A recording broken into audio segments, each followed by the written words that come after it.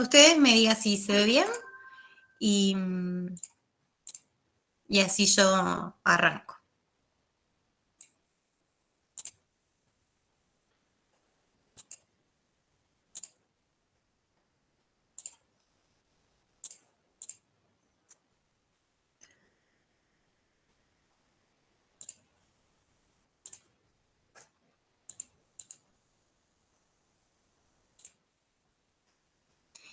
¿Están viendo bien la pantalla? Sí, profe, se ve bien. Bueno, muchas gracias. Entonces, hoy, como les comenté, vamos a empezar a ver sobre la pérdida de agua en las plantas a través de este proceso que se llama transpiración.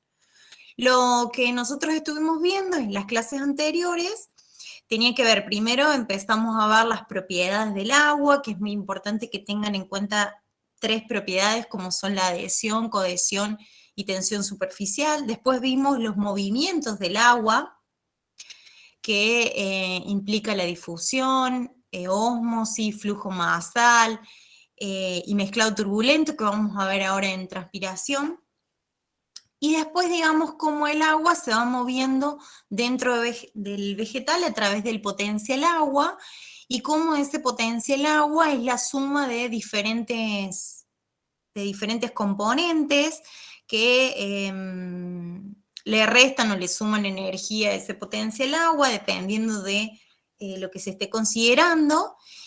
Y vimos que dentro del vegetal el movimiento del agua puede estar dado o puede ser explicado por 2 teorías, la de presión radical y la teoría tenso-codenso-transpiratoria, y que dependiendo de las condiciones ambientales y también de las condiciones propias de la especie vegetal que estemos, de la cual estemos hablando, se puede dar una u otra, en un determinado momento se puede mover por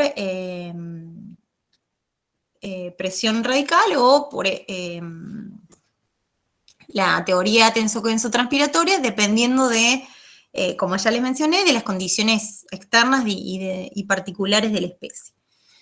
Bueno, pero en esa absorción y ese movimiento también está involucrado la pérdida de agua por las plantas a través de este proceso de transpiración que vamos a profundizar en el día de hoy. Entonces, ustedes recordarán que siempre las plantas hacen un continuo entre el suelo, planta y atmósfera, donde se van moviendo las moléculas de agua y que se van a ir moviendo, como les mencioné, siguiendo un gradiente de potencial agua, donde ese potencial agua es, siempre es negativo y va a estar más alto en el suelo y luego va a comenzar a disminuir de tal forma de realizar un gradiente. Recuerden que el potencial agua siempre tiene valores negativos, entonces más cercano a cero es más grande y más alejado del cero, como por ejemplo menos 7 o menos 100 megapascales es muy chiquito, es muy negativo, entonces siempre va a ir de mayor a menor.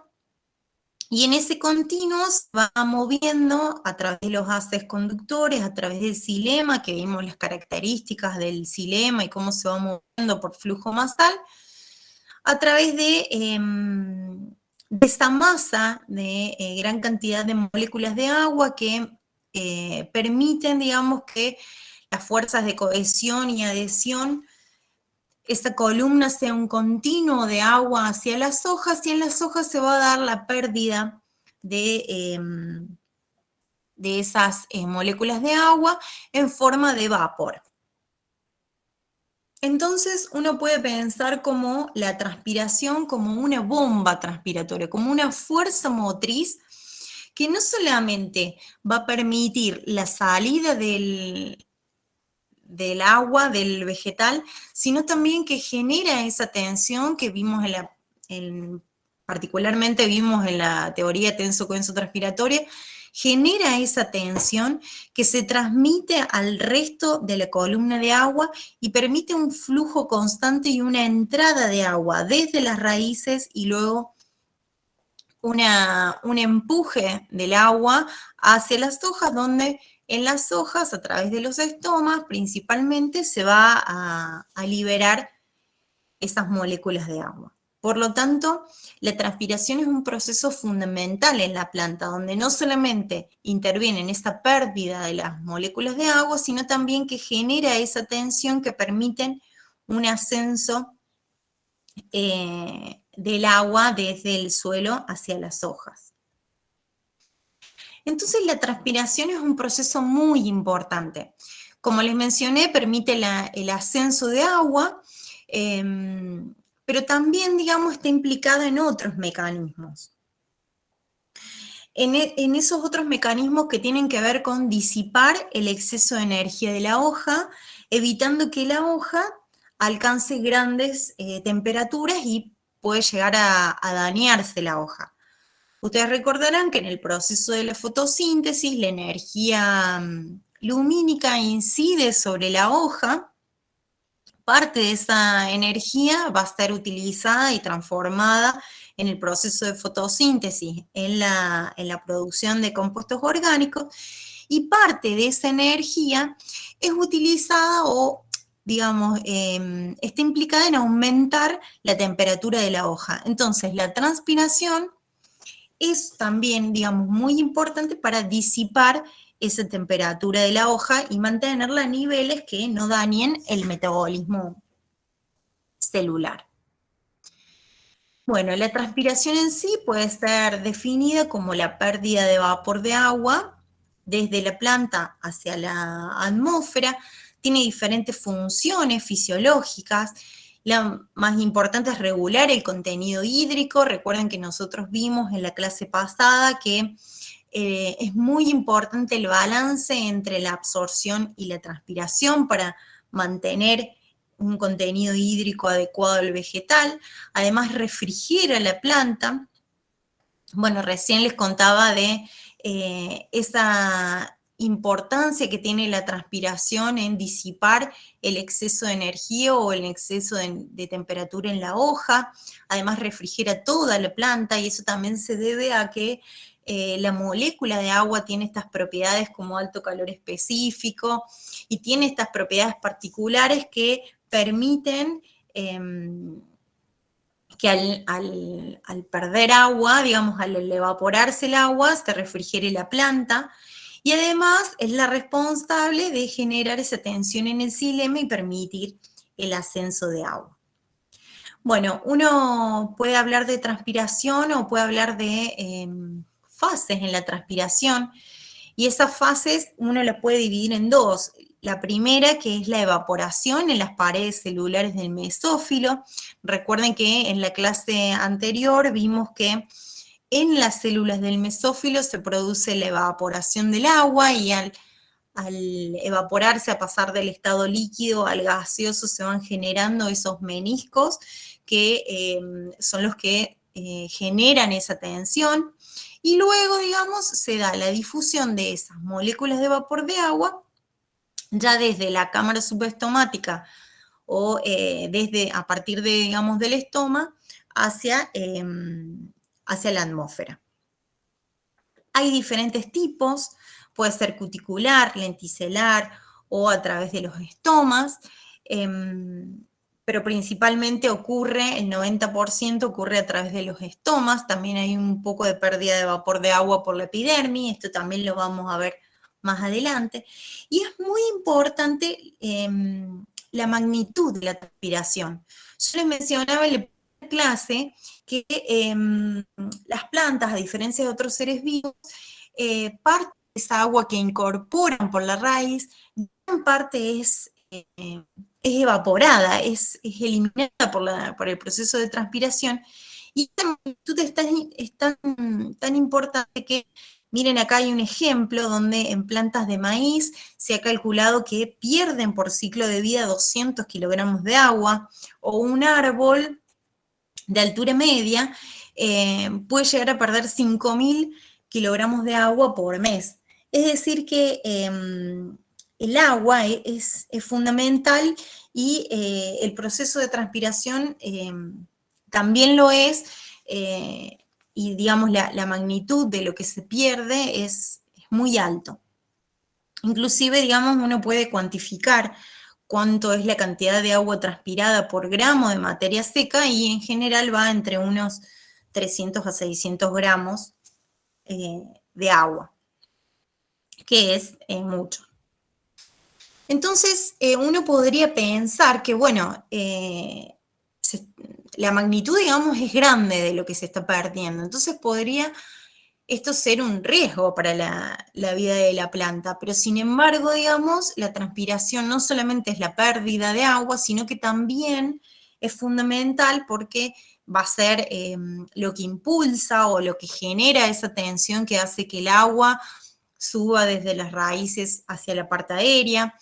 Parte del agua también abastece a la fotosíntesis, entre el 1 y el 2% del total. Bueno, en ese ascenso de agua también van los minerales, entonces va digamos, a conducir los minerales, iones y demás que pueden ser utilizados para compuestos orgánicos o para la biosíntesis de otros compuestos dentro de la hoja. Y también, como les mencionaba, es el motor para refrigerar al vegetal o refrescar la hoja, digamos. Disminuye la temperatura del vegetal. Bueno, yo les mencioné recién de que existen diferentes lugares por donde va a ocurrir la transpiración. Uno de ellos es por la cutícula.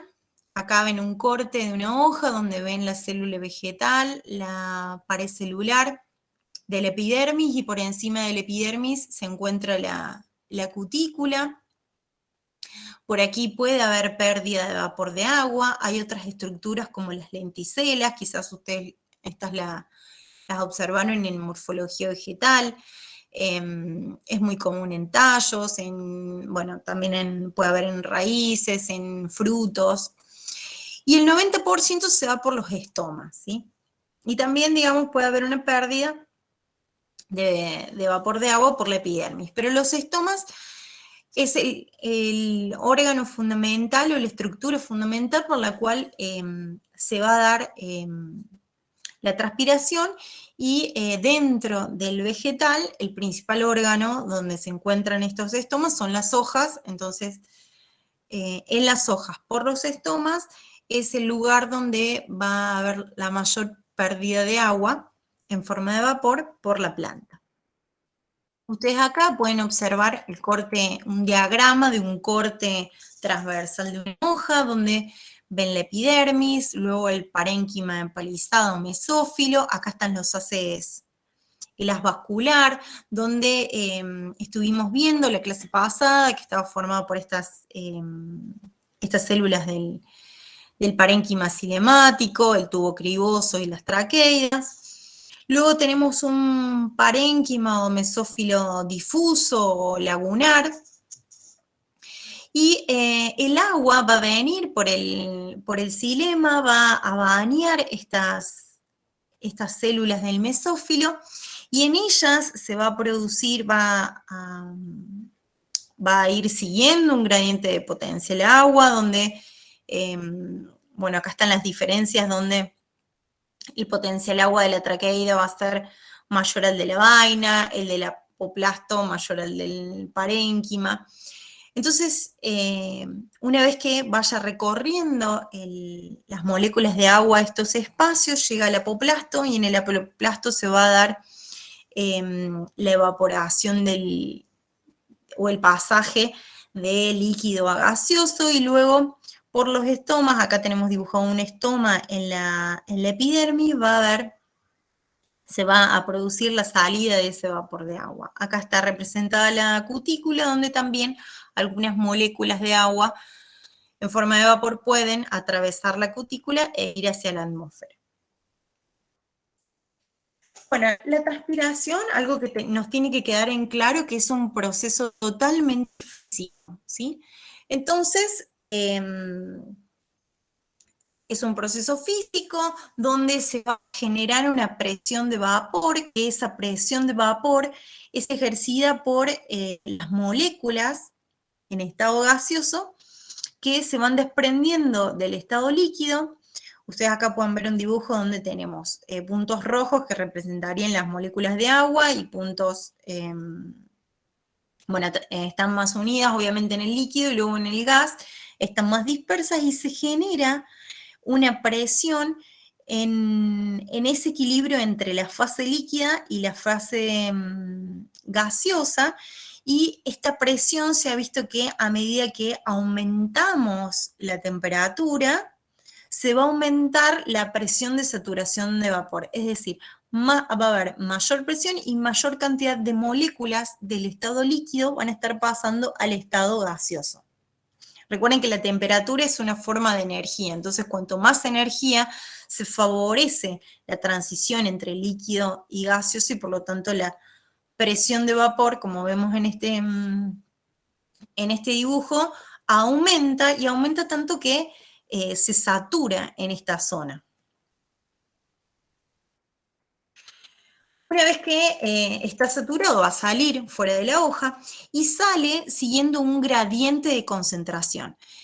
En la hoja es mayor que en la atmósfera, es decir, que en la hoja la concentración de vapor de agua por esa presión va a ser el del 100% y sale hacia la atmósfera donde la concentración de moléculas en forma de vapor de agua es menor. Y este movimiento es por difusión, que es el movimiento espontáneo de sustancias desde regiones de alta concentración a regiones de baja concentración. ¿Qué puede pasar? Que salga por difusión y por difusión se vaya a la atmósfera y se pierda, o que salga por difusión, pero luego, digamos, se encuentre con capas de aire que generan una turbulencia. Entonces, ese movimiento de esas moléculas de agua va a ser a través del movimiento expresado como mezclado turbulento, donde se hacen como vértices de las moléculas de agua hasta que van hacia la atmósfera, pero digamos en ese mezclado turbulento también se sigue un gradiente que va de mayor a menor concentración. Bueno, entonces como les mencioné, la transpiración es un proceso físico y requiere un gradiente de potencial agua o un gradiente de presión de vapor de agua entre, digamos, la hoja y la atmósfera. Si ustedes ven acá en esta tabla, pueden observar diferentes lugares de la hoja, cómo es la humedad relativa y cómo es el potencial agua. Por ejemplo, en el espacio aéreo del mesófilo, donde se está produciendo ese pasaje de las moléculas de agua, de líquido a gaseoso y donde la presión es muy alta y la humedad relativa es del 99% o casi 100%, el potencial agua que se genera es de menos 1,38 megapascales.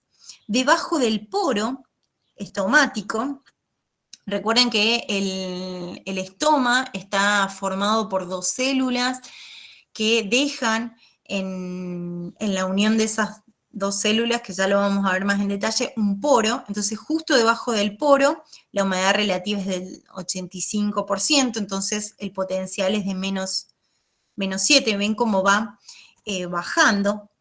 Justo debajo del poro, o sea, es decir, antes de salir de la hoja, es de menos 103, bueno, y en el aire exterior también está alrededor de, es muy bajo, digamos, el potencial agua y asegure que haya un continuo y asegure que haya un gradiente, en este caso de potencial agua o de presión de vapor, para eliminar y asegurar que esas moléculas de agua en forma de vapor salgan de la hoja hacia la atmósfera. Entonces, como yo les mencioné, que es un proceso físico, uno puede medir el potencial agua en estado de vapor, que en general uno lo puede expresar de dos maneras, como potencial agua, pero del agua en estado de vapor, o directamente hablar de presión de vapor.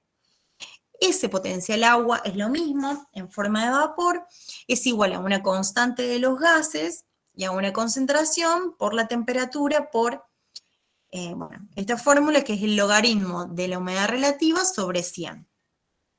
Bueno, y acá está calculado el potencial agua de vapor a 20 grados centígrados. Entonces, aplicando la fórmula, da un valor de menos 1350 bares.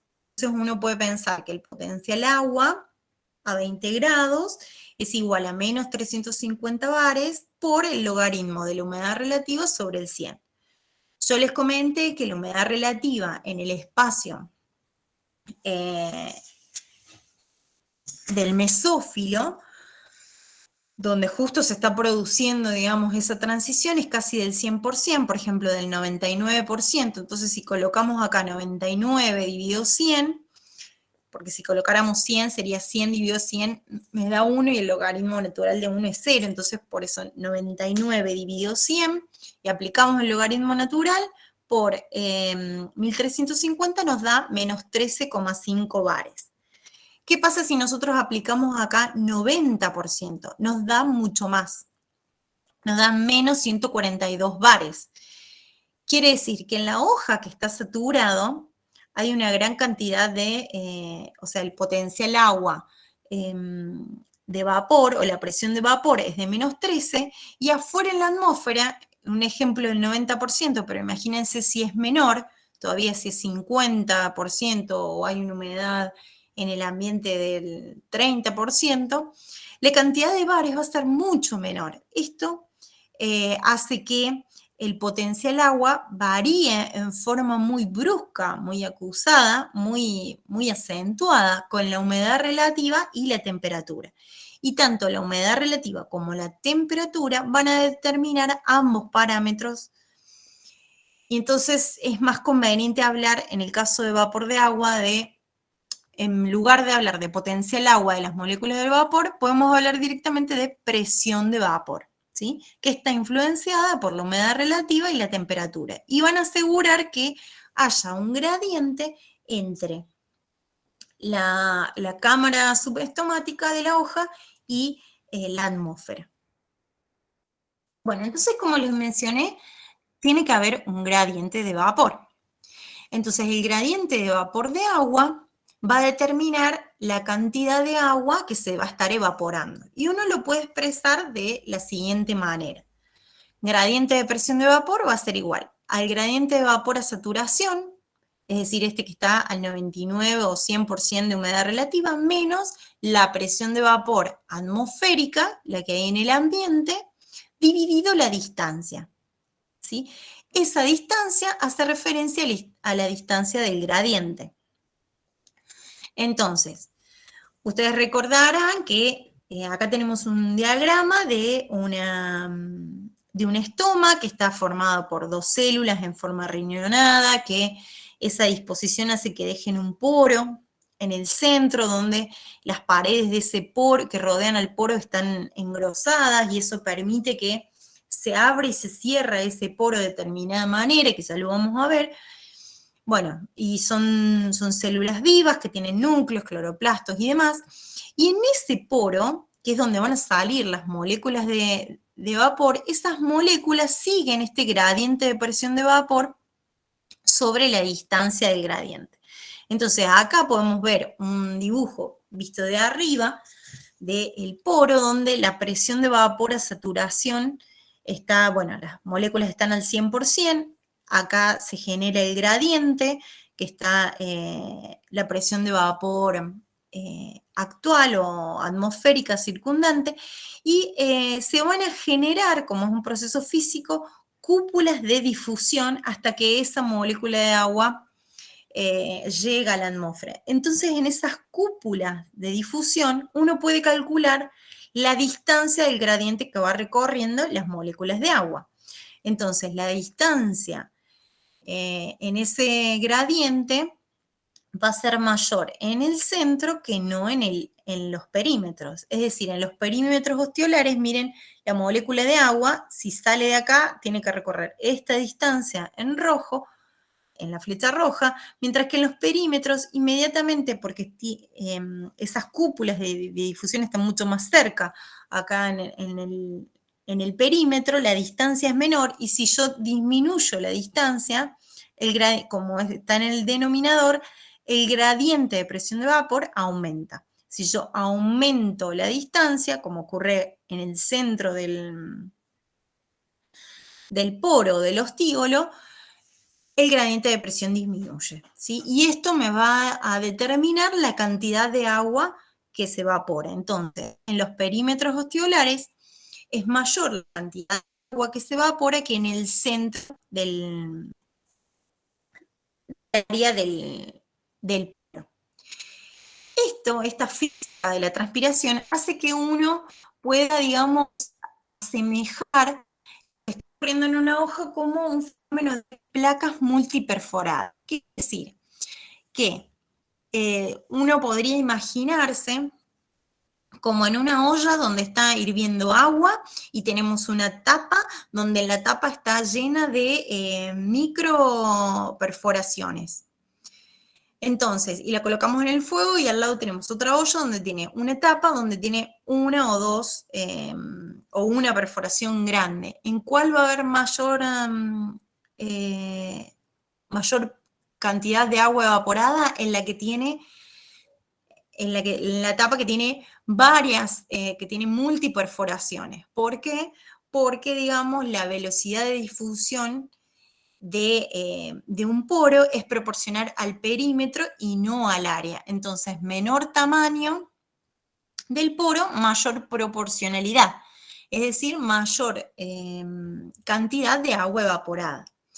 Siempre la sumatoria del perímetro de todos los poros va a ser mayor al perímetro de la superficie libre, ¿sí? Entonces, por eso uno puede pensar, y como es, digamos, proporcional al perímetro del ostíolo y no al área, uno puede llegar a pensar que en una hoja que tenga gran cantidad de estomas pequeños va a transpirar más que una hoja que tenga 2 o 3 estomas grandes, porque la difusión se rige por esa proporcionalidad que es proporcional al perímetro y no a su área, ¿sí? Pero sin embargo, puede pasar que si yo tengo muchos poros pequeños, esos poros pequeños, si están muy juntos, esas capas de difusión, esas cúpulas de difusión se solapen entre sí, entonces no va a haber una eficiencia óptima. ¿Qué es lo que se ha calculado? Que para una eficiencia óptima, la distancia mínima entre dos poros debe ser 10 veces su diámetro. Y eso es lo que ocurre en la alfalfa. En la alfalfa tiene unas hojas con gran cantidad de poros, pero como los poros están muy próximos y no cumple esta regla de que la distancia sea 10 veces su diámetro, al estar muy próximo ya no es la eficiencia tan óptima, entonces tiene menor transpiración que si uno la comparara con aquella donde tiene la misma cantidad de poros, pero la distancia es 10 veces su diámetro, ¿sí? Espero que se haya entendido. Bien, ¿se entendió? Bueno. Sí, listo. Que alguien me conteste.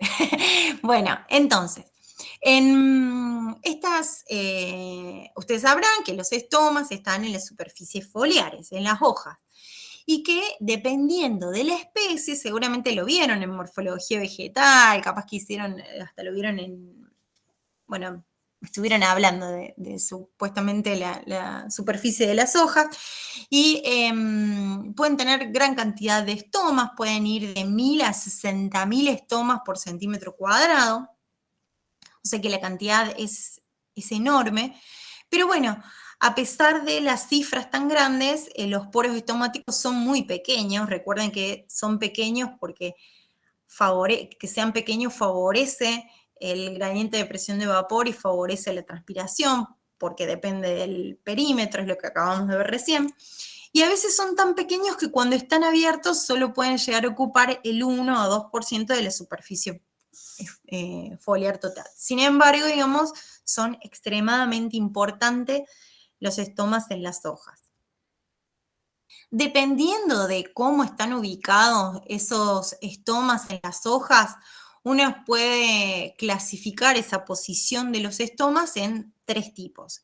Hipoestomáticas, aquellos que están en el envés de la hoja, o es lo mismo decir en la cara abaxial, aquellas que están aquella posición donde son hojas epiestomáticas, donde los estomas están ubicados en el haz de la hoja o en la cara adaxial, o aquellas que están en ambas superficies. Entonces vamos a hablar de hojas anfiestomáticas, es decir, tienen estomas tanto en la cara abaxial como en la adaxial. Generalmente en estas últimas siempre es mayor la cantidad de estomas en el envés que en el haz, ¿sí?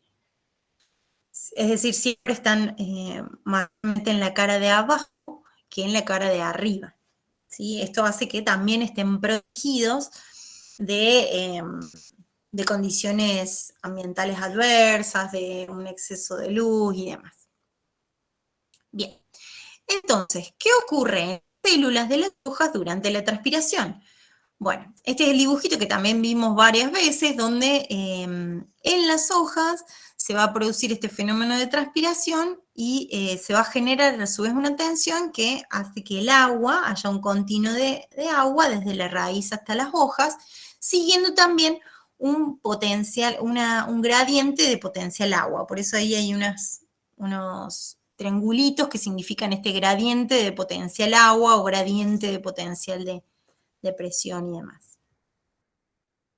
Entonces, acá vemos un corte transversal de la hoja, un diagrama donde tenemos la epidermis, el parénquima en empalizada, y luego un parénquima o mesófilo difuso, donde, bueno, y acá tenemos epidermis, tendríamos aquí el poro. Entonces, esto lo vimos en la clase pasada, vemos que se da la evaporación desde la capa de agua que baña las paredes del mesófilo, por cohesión y principalmente por cohesión y por esa otra propiedad que es la tensión superficial, se van a generar estos meniscos a medida que se van evaporando las moléculas de agua, y en estos meniscos, en el apoplasto, van a generar tanta tensión. Recuerden que a medida que era más pequeño ese menisco, mayor tensión se generaba y se transmitía al resto de la columna de agua, y a su vez esas moléculas que se van evaporando van a ser acumuladas en la cámara subestomática de la hoja y van a salir luego por el poro del estoma, ¿sí? Generalmente la salida del vapor por el estoma es tan importante los estomas que sale alrededor del 90% de la transpiración total, de la pérdida de agua, se da por el estoma. Bueno, como yo les mencionaba, y esto lo vimos en la clase pasada, que a medida que el radio de la curvatura, cuando se van evaporando, se hace más pequeño, la presión hidrostática es mucho mayor, y eso genera esta tensión que se transmitía al resto de la columna de agua mientras se van evaporando las moléculas de agua. Y vimos que esa tensión se transmitía al xilema, y es lo que vimos la clase pasada como la teoría coheso-tenso-transpiratoria. Que recuerden que para que se dé esta teoría se tienen que dar muchos factores, tanto intrínsecos de la planta como ambientales, pero cuando los estomas están abiertos, generalmente se está dando esta teoría. Y también habíamos visto en la clase pasada que había un ritmo diario, había un balance hídrico que tiene que ver con las tasas de absorción y de transpiración que ocurren, y que ese balance hídrico entre estos dos procesos es fundamental para la planta, pero que a su vez, digamos, está, digamos, siendo modificado a lo largo de las horas de luz y de las horas de oscuridad durante el día. Es decir, sigue un ritmo diario. Entonces vimos el ritmo diario de la absorción y de la transpiración, que ambas dos hacen ese ritmo diario del balance hídrico, donde si nos detenemos en el caso de la transpiración, tiene que ver con la apertura de los estomas cuando sale la luz al amanecer, por ejemplo, a las 7 de la mañana, y luego, digamos, como hay una mayor apertura, mayor transpiración, es máxima al mediodía, y luego cae, y esta curva lo hace igual, la absorción, ya habíamos visto en la clase pasada, que antecede a la transpiración.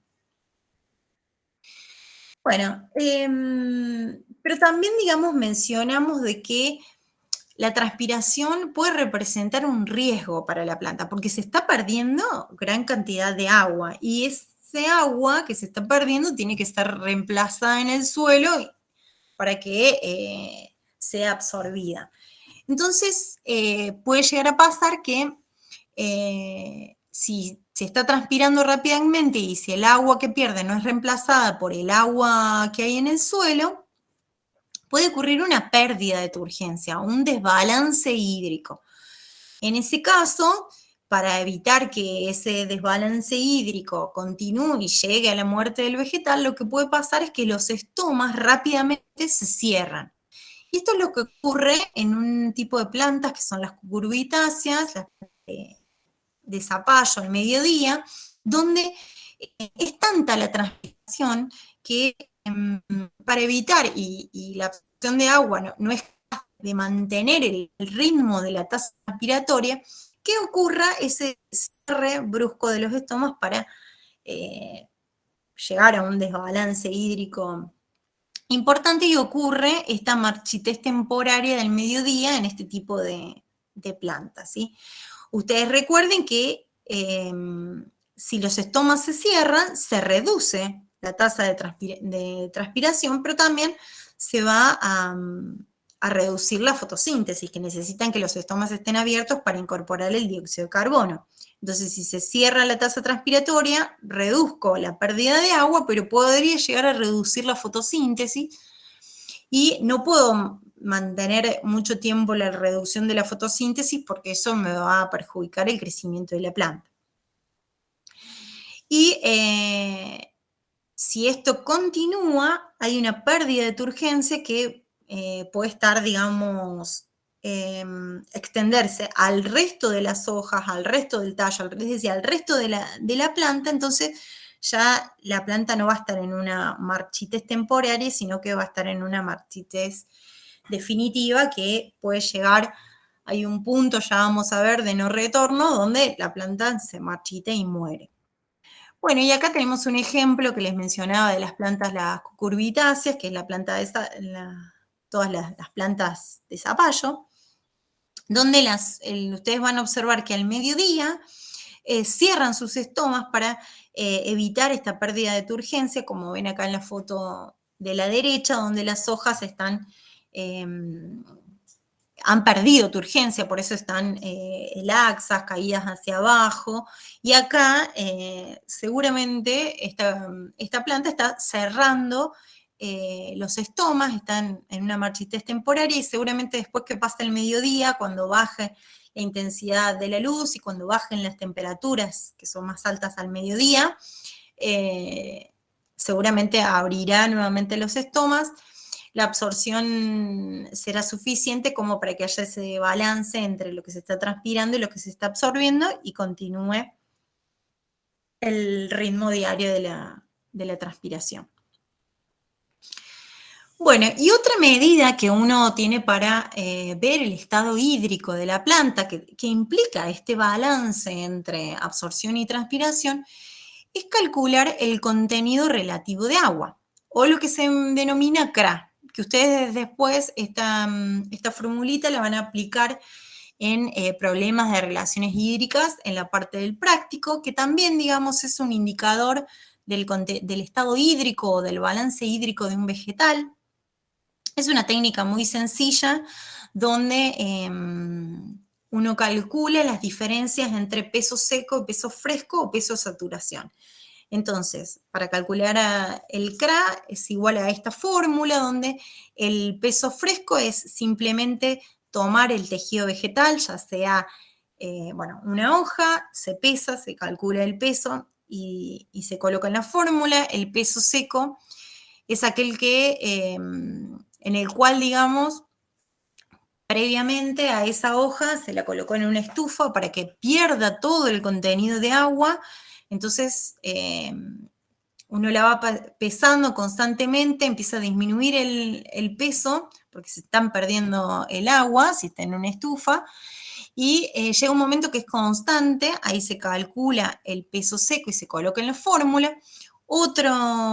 Y es dividido por el peso a saturación. Para calcular el peso a saturación, también es muy sencillo, consiste en colocar el tejido en agua destilada o agua pura. Ustedes recordarán, y yo les mencioné en la segunda clase, que el agua pura tiene el máximo potencial agua.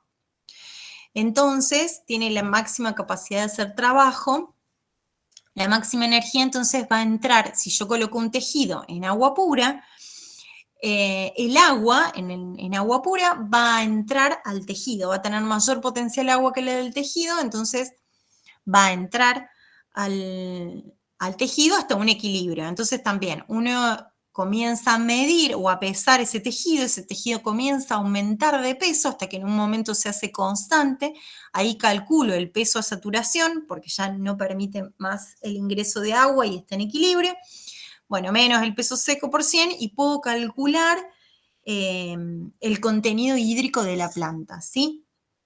En relación, por ejemplo, y uno puede calcular, digamos, puedo hacer comparaciones o relaciones. Entonces uno puede calcular el CRA o contenido hídrico de una planta, si está en un suelo, capacidad de campo, bien regada, versus uno que no lo está, o puedo ver, digamos, en qué condiciones de suelo está, y puedo inferir, puedo calcular el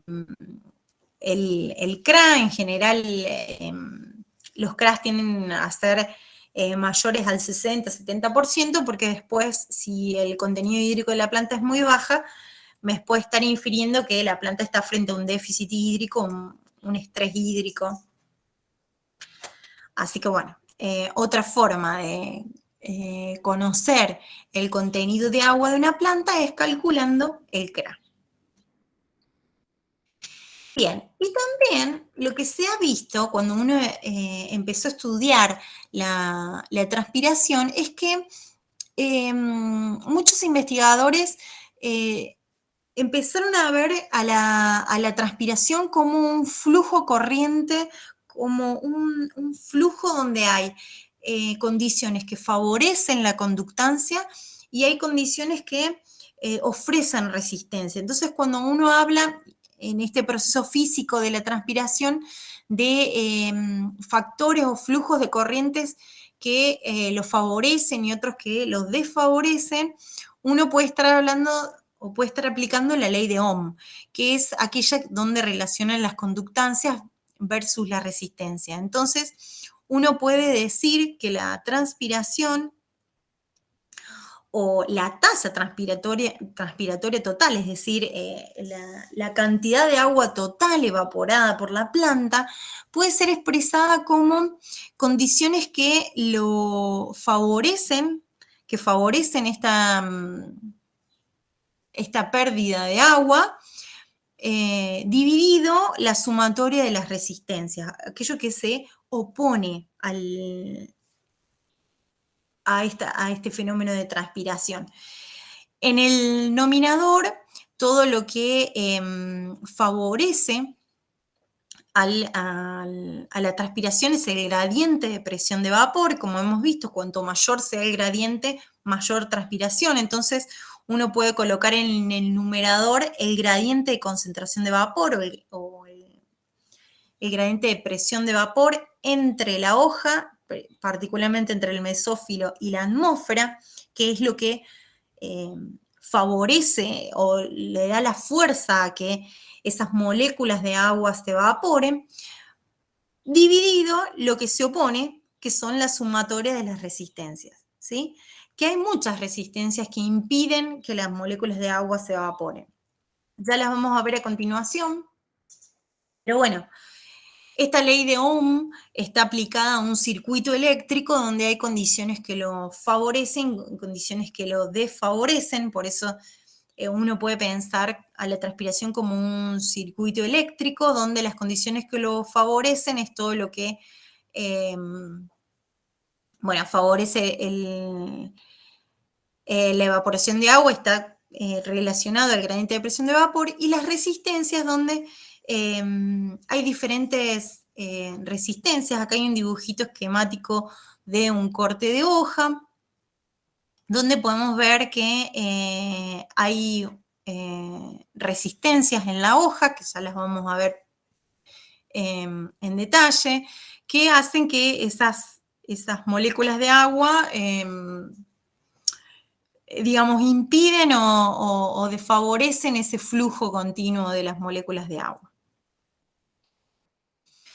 Bueno, ¿cuáles son esas resistencias? Uno puede hablar de resistencias de la hoja, resistencias de la raíz y resistencias de extra la hoja, que estaríamos hablando de la resistencia a la capa límite. Ustedes aquí pueden ver el dibujo de un corte transversal de una hoja, donde tenemos la cutícula, la epidermis, el parénquima, acá el conductor, el parénquima difuso, la epidermis y la cutícula y la capa límite. Entonces, las moléculas de agua, suponiendo que esto es un estoma, acá tenemos dos estomas que están abiertos. En uno está entrando el dióxido de carbono y en el otro está saliendo las moléculas de vapor de agua. Acá hay una gran cantidad de agua, por eso dice que el contenido de vapor de agua, la presión de agua a saturación es muy alta, acá es muy baja. Esto favorece la salida de las moléculas de agua, y lo que estarían resistiendo este flujo es el propio mesófilo y la disposición de ese mesófilo y cómo está llegando en las moléculas de agua cerca del estoma, la propia resistencia del estoma, porque acá el estoma está abierto, entonces no está ofreciendo resistencia, pero ese estoma podría estar cerrado y está ofreciendo una resistencia. La cutícula, que de acuerdo a la composición de ceras y demás, puede ser que sea muy impermeable a la salida de estas moléculas de agua. Y luego hay una capa de un flujo laminar, un flujo de aire que se encuentra sobre la hoja, y es lo que se denomina capa límite, que las moléculas de agua tienen que romper esta capa límite, porque esta capa le está ofreciendo resistencia a la salida de esas moléculas de agua. Entonces, hay muchas resistencias a la transpiración.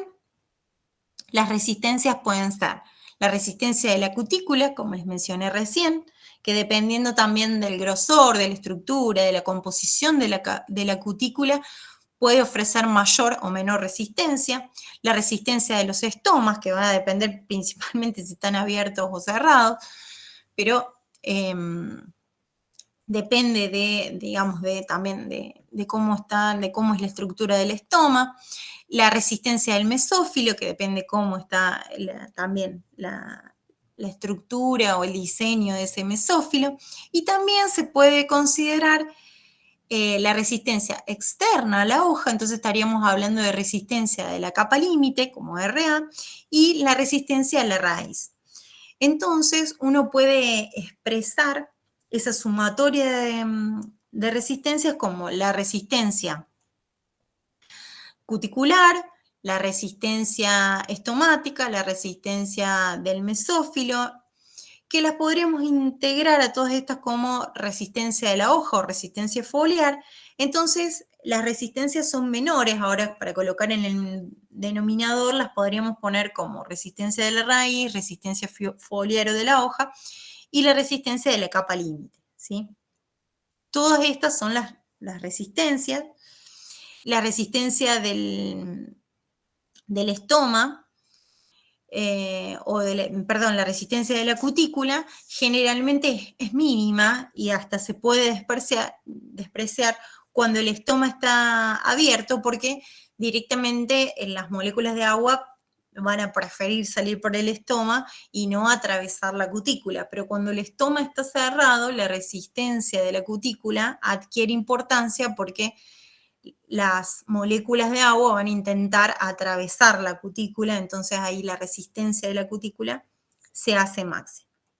Entonces la tasa total o el coeficiente transpiratorio total de una planta en toda su estructura lo podemos definir como igual al gradiente de presión de vapor, que favorece este flujo transpiratorio, que a su vez está expresado como presión de vapor a saturación menos presión de vapor atmosférica, dividido la sumatoria de resistencias. Acá están todas las resistencias que menciona acá arriba, o directamente uno las podría agrupar como resistencia foliar o de la hoja, resistencia de la raíz y resistencia de la capa límite. Bien, entonces yo les mencioné las resistencias. Las resistencias, a su vez, digamos, la intensidad de estas resistencias puede ser variable. Yo les mencionaba que la resistencia estomática es variable porque depende si está abierta o no el estoma. En esa capacidad de respuesta del estoma va a hacer que sea variable. La resistencia de la capa límite, como es un flujo externo a la hoja y puede pasar que en la atmósfera haya viento y haya remoción de esta capa límite, es bastante variable, o sea que se puede variar, pero la resistencia cuticular es más que nada estructural, entonces bastante fija, si bien, digamos, puede adquirir importancia o no, dependiendo si están abiertos o cerrados los estomas. La cuticular es propia de la estructura de la hoja y de la especie, con lo cual es más fija y es más difícil es fija, digamos, ¿no? Entonces, el único control que tiene la planta en sí de las resistencias es principalmente el estoma, porque esta es estructural, esta depende de las condiciones atmosféricas, si hay un viento que remueve esa capa límite o no.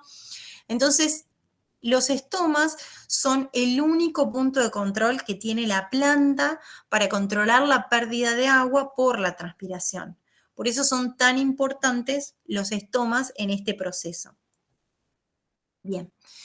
Entonces, una vez que el estoma, y suponiendo que el estoma está abierto, una vez que las moléculas de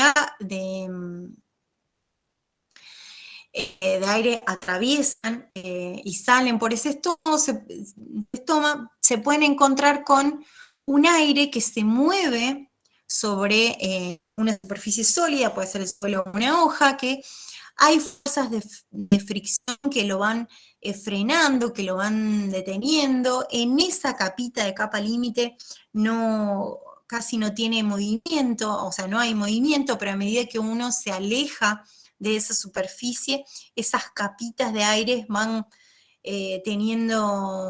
van adquiriendo velocidad y es lo que se conoce como que si bien, digamos, adquieren velocidad, igual el flujo es como láminas, o sea, es un flujo laminar, y a esa capita de aire que está sobre la superficie, sobre la hoja, es lo que se denomina capa límite de la hoja.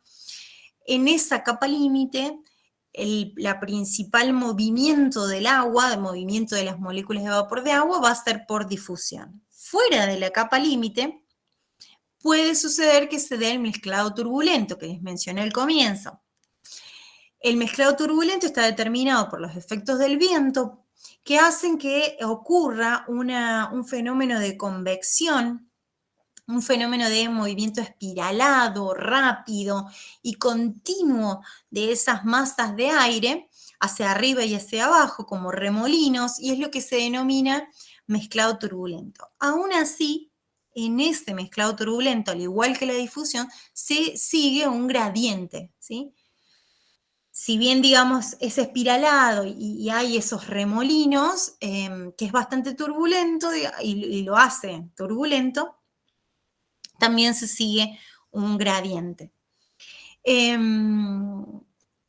Esto hace que, bueno, ese gradiente es también entre altas y bajas concentraciones.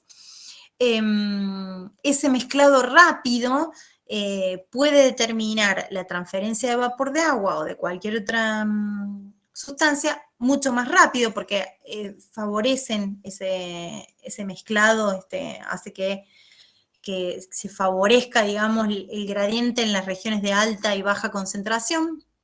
Entonces puede llegar a ser más rápido que por la difusión, pero siempre igual hay una diferencia de concentraciones entre dos puntos. O sea, tanto en la difusión como el mezclado turbulento, en ambas se sigue un gradiente.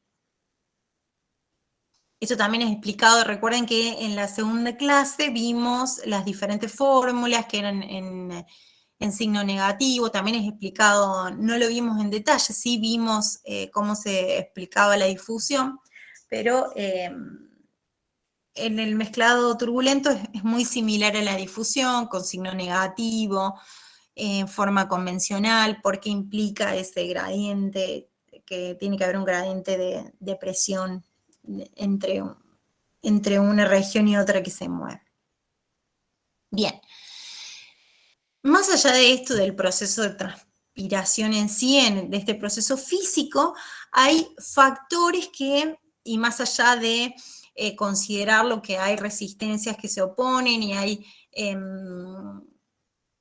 condiciones que la favorecen, además hay factores exógenos y endógenos que van a influir en la transpiración. Esos factores exógenos tienen que ver con los factores ambientales, como puede estar la humedad relativa, el viento, la concentración de dióxido de carbono, la luz, el contenido hídrico del suelo, y factores propios de la planta, como el tipo de planta, cómo está la orientación de la hoja, cómo son sus estomas, si las superficies de las hojas están enrolladas o tienen criptas para proteger a los estomas, y cómo está todo el sistema radical de la planta. Porque recuerden que uno no puede pensar en la transpiración por sí sola, sino que siempre está relacionada con la absorción, donde vimos que en la absorción es fundamental el sistema radical.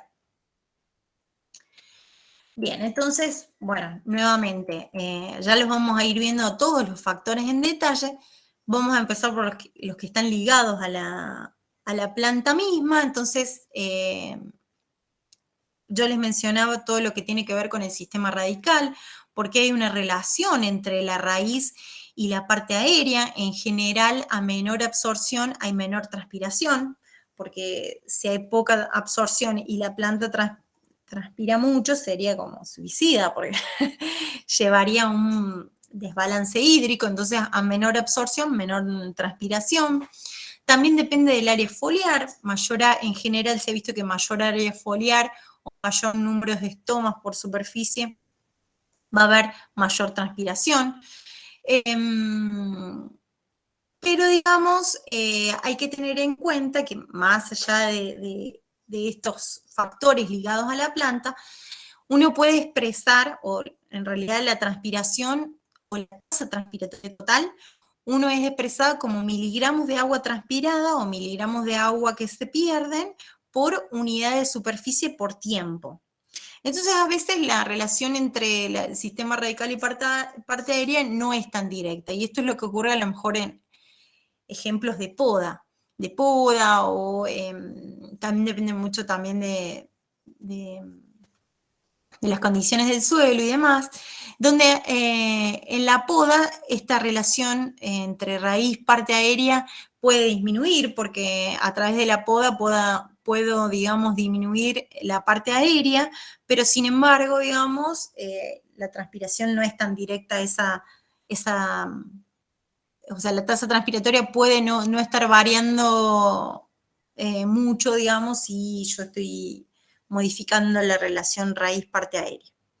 Bueno, y también depende, como yo les mencioné hace un ratito, de la estructura de la hoja, ¿no? Y les mencionaba esto de que hay algunas especies que tienen estas criptas, donde están acá los estomas en criptas, o también depende del tipo de cutícula, el grosor, cómo está constituida esa cutícula. Seguramente vieron en morfología cortes histológicos donde los grosores de las cutículas pueden variar entre especies, cómo está ese mesófilo, si el mesófilo es muy esponjoso, muy muy difuso, o si está, o si sus células están compactas, en un mesófilo bien compactado, donde esto va a influir entre los espacios que quedan en el apoplasto de las células del mesófilo. Bien, es decir, que hay factores propios de la planta que dependen también del tipo de especie, del ambiente en el cual ha evolucionado, cómo son y estos factores y cómo van a influir en la transpiración.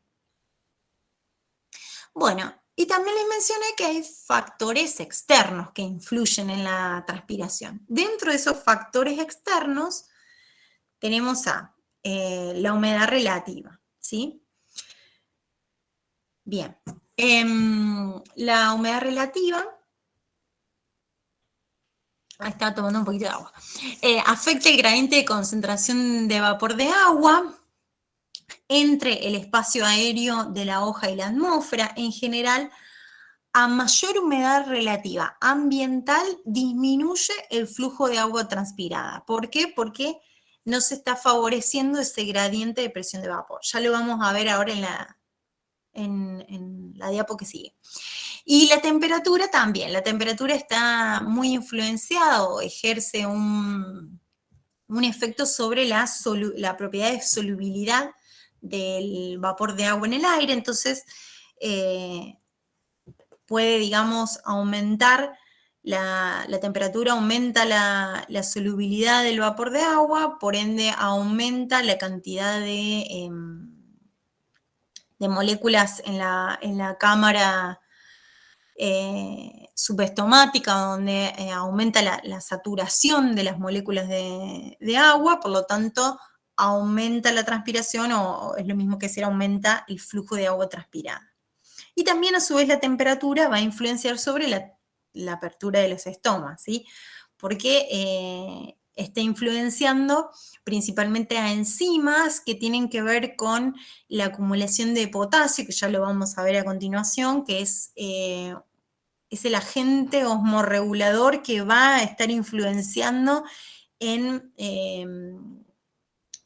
la apertura del estoma, y también, digamos, la temperatura va a influir en las relaciones del dióxido de carbono.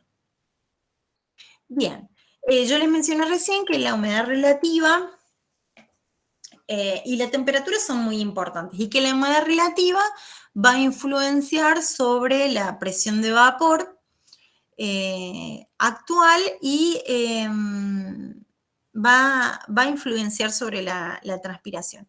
Acá hay un ejemplo donde estas dos variables que por separado influencian la transpiración, las tenemos que considerar juntas.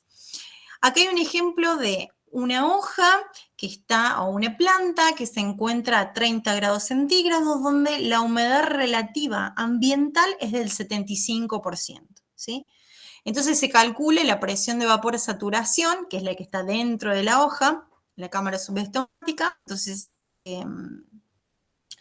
se calcula que es de 32, que hay una presión de 32 milímetros de mercurio.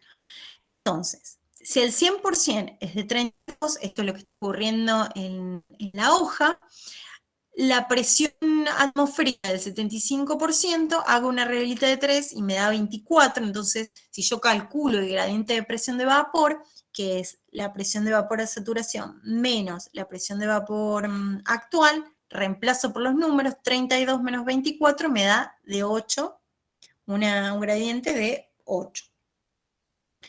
¿Qué sucede a 10 grados centígrados y a 10% de humedad relativa? Bueno, ese es el cálculo de la presión de vapor a saturación y me dice que es de 9,2 en la cámara subestomática. Entonces, si el 100% es 9,2, a 10%, a 10 grados, me da 0,92. Cuando yo hago el gradiente de presión de vapor y reemplazo por los números, me da 9,2 menos 0,92, me da 8,98. ¿Cuál es más grande? Es el de 8,28 comparado con el 8, o sea, el gradiente de presión de vapor es mayor en esta hoja, y por lo tanto, si yo tuviera que pensar cuál va a transpirar más, la B va a transpirar más. Pero sin embargo, este cálculo se hizo a 10% de humedad relativa a 10 grados centígrados, es decir, a menor temperatura y menor humedad relativa está transpirando más que a 30 grados centígrados y a 75, que uno podría llegar a pensar que, bueno, como hay mayor temperatura, se está favoreciendo la solubilidad de las moléculas de vapor de agua y se estaría favoreciendo. Entonces, uno no tiene que ver uno tiene que conocer y saber que estos factores ambientales como la humedad relativa y la temperatura van a estar influenciando en la presión de vapor actual, que van a determinar cómo va a ser ese gradiente de presión de vapor. Pero no los podemos ver de manera separada, sino que dependen las condiciones si van a favorecer o no la transpiración, ¿sí? Uno podría pensar que en general, a mayor temperatura, mayor transpiración. Pero guarda, porque como está influenciado también por la humedad relativa, en este ejemplo que está a 10 grados, sin embargo, transpira más esta hoja que esta, porque el gradiente de presión de vapor es mayor, ¿sí? Bueno, y acá hay otro ejemplo y un grafiquito de la masa de agua evaporada versus temperatura exterior, y están los cálculos de la presión de vapor, por ejemplo, a una misma temperatura. Acá ahora ponemos fija la temperatura. ¿Cuánto, digamos, cómo es la presión de vapor a saturación o el potencial agua de vapor o del aire? Esto sería lo mismo que presión de vapor atmosférica. ¿Cómo va disminuyendo? Y si ustedes pueden ver, es mucho menor. Por ejemplo, si yo comparo a 90% que a 40%, al 40% es de menos 1193 bares. Entonces, si yo le pregunto a ustedes en cuál va a haber mayor gradiente de presión de vapor entre la saturación y la presión de vapor actual, si va a haber mayor transpiración a 90% o a 40%, ¿ustedes qué me responden? ¿Alguien me responde? ¿En cuál hay mayor transpiración? ¿Cuando la humedad relativa es de 90% o de 40%? ¿De 40? De 40. 40, profe. Bien, de 40, ¿sí? Acá va a haber, entonces acá disminuyó, acá tenemos fija la temperatura, pero disminuye la humedad relativa y hay mayor transpiración. Y acá, digamos, ven un gráfico donde ven la masa de agua evaporada versus temperatura, donde se ve una humedad relativa del 40, del 30, del 20 y del 10. Y acá nuevamente, si nosotros nos fijamos en una temperatura, por ejemplo 40, la cantidad de agua evaporada en este ejemplo del gráfico es mayor al 40%, hay mayor masa evaporada, porque eso está influenciando en la presión de vapor de saturación, que no la de 10 o la de 20, ¿sí? Entonces, uno, digamos, es importante, digamos, conocer que hay factores ambientales que van a afectar la transpiración, pero la humedad relativa y la temperatura no las podemos ver en forma separada, la debemos ver en forma conjunta, porque están influenciando la presión de vapor actual, que en definitiva me va a estar diferenciando o modificando el gradiente de presión de vapor. Bueno, y acá hay otro ejemplo de cómo, digamos, la temperatura, a medida que aumenta la temperatura, aumenta la concentración de vapor a saturación. Lo cual, yo les mencioné hace un rato, eso es cierto, que digamos, un aumento de temperatura favorece la saturación en de la concentración de moléculas de vapor, pero esto sí lo hace en la presión de vapor a saturación en la hoja, pero digamos también tenemos que ver cómo esa temperatura va a estar afectando la presión de vapor de la atmósfera y ahí ver si modifica o no la transpiración. Bien. Te mencioné dos condiciones ambientales, hay otra condición ambiental que es el efecto del viento sobre la transpiración. Acá pueden ver un gráfico donde se ve apertura estomática versus ritmo transpiratorio con viento y con aire calmo. ¿Cómo se va modificando? ¿qué es lo más importante que tenemos que ver, que tener en cuenta cuando analizamos el factor del viento sobre la transpiración? Sí, primero, si los estomas están abiertos o cerrados. Si están abiertos, la resistencia de los estomas en general es pequeña. Digamos, al estar abierto, esta resistencia de la hoja se hace muy pequeña, entonces lo que más importa y que tenemos que considerar es la resistencia exterior, la que limita la transpiración. Y la resistencia exterior era la resistencia de la capa límite, esa resistencia de la capa estacionaria. Por otro lado, si el estoma está cerrado, aunque la resistencia de la capa límite es grande, la de los estomas es mayor. Entonces ahí es la resistencia de toda la hoja y principalmente la de los estomas la que está limitando la transpiración. Supongamos que tenemos una hoja y que los estomas están abiertos, ¿sí? Donde la resistencia es lo que ocurre durante el día y entonces ahí lo más importante es la resistencia de la capa estacionaria o la resistencia de la capa límite. ¿Qué es lo que sucede con viento? Una brisa suave, moderada, va a remover esta capa límite de aire, ¿sí? Con flujo laminar. La va a remover, quiere decir que se remueve la resistencia. Por lo tanto, en una brisa suave, al disminuir la resistencia de la capa límite, se favorece el gradiente de presión de vapor, ¿sí? O sea que favorece la transpiración una brisa suave. Pero si la brisa ya no es suave, sino que es un viento fuerte, ¿qué podría pasar?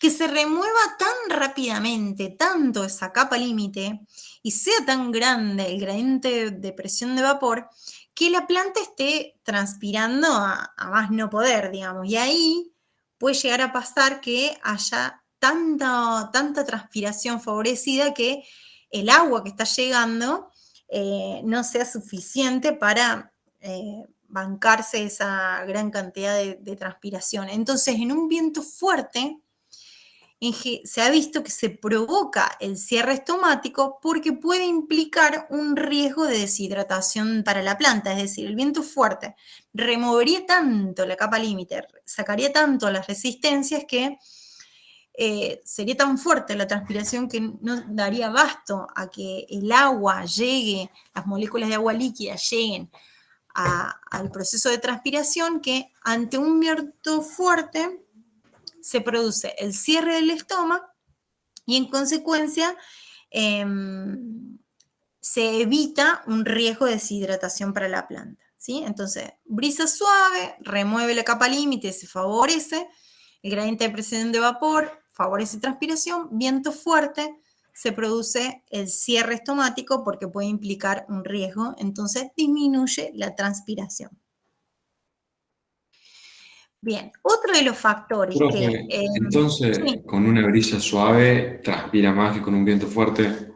sí, Ah, perfecto, listo. sí, en definitiva pasa eso, ¿sí? ¿Por qué transpira más? Porque elimina una resistencia y favorece el gradiente de presión de vapor. Si es muy fuerte, eliminaría tanto que directamente se cierra para evitar una deshidratación y transpira menos.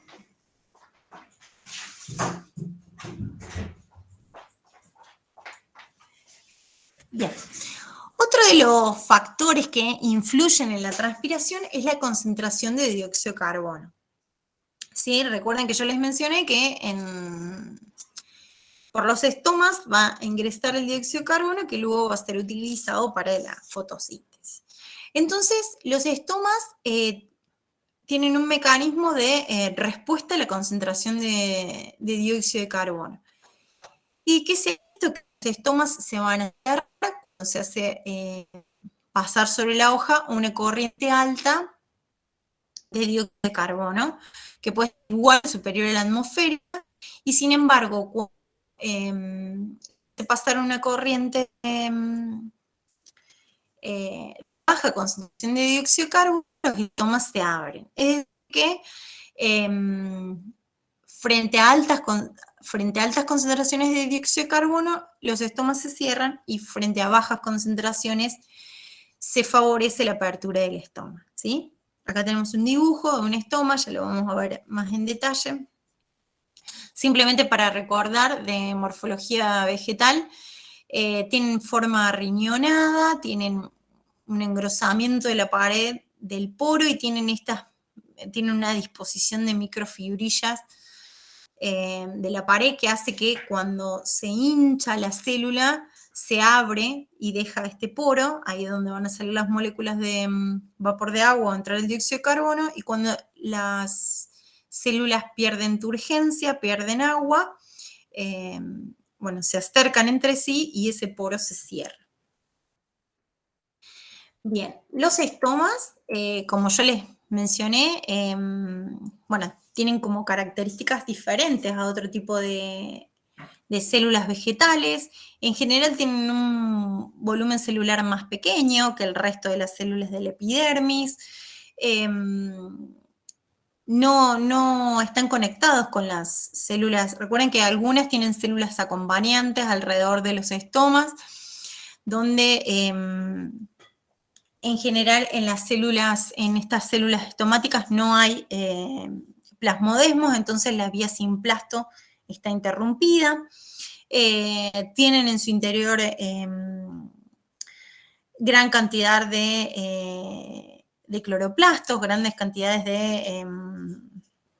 son células que tienen gran cantidad de orgánulos y algunos tienen muchas vacuolas, tienen cloroplastos, tienen órganos, vacuolas con componentes de reserva, bueno, tienen, digamos, lo más importante es una membrana plasmática que tiene todas las características de la membrana plasmática celular, pero tienen además una gran cantidad de bombas ATPasas que bombean protones.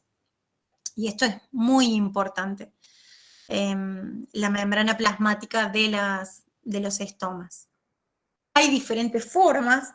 La más común es esta arriñonada, que ocurre en las plantas dicotiledóneas, pero en las monocotiledóneas las células estomáticas tienen esta forma de pesitas, de pesas o de pesas, donde tienen otra disposición y otros engrosamientos de pared, pero en estas, digamos, estas microfibrillas tiran hacia como los lados, digamos, y también hacen que por esta disposición de las microfibrillas y de los engrosamientos de pared, cuando están abiertas, cuando están turgentes, se arme un poro. En el caso de las monocotiledóneas, tienen células acompañantes o subsidiarias que son de gran volumen, a diferencia de las dicotiledóneas que pueden o no tener estas células subsidiarias o células acompañantes, y tienen esa celulosa engrosada y estas microfibrillas, en este caso, están dispuestas en forma radialmente, mientras que acá, digamos, tienen esta otra forma,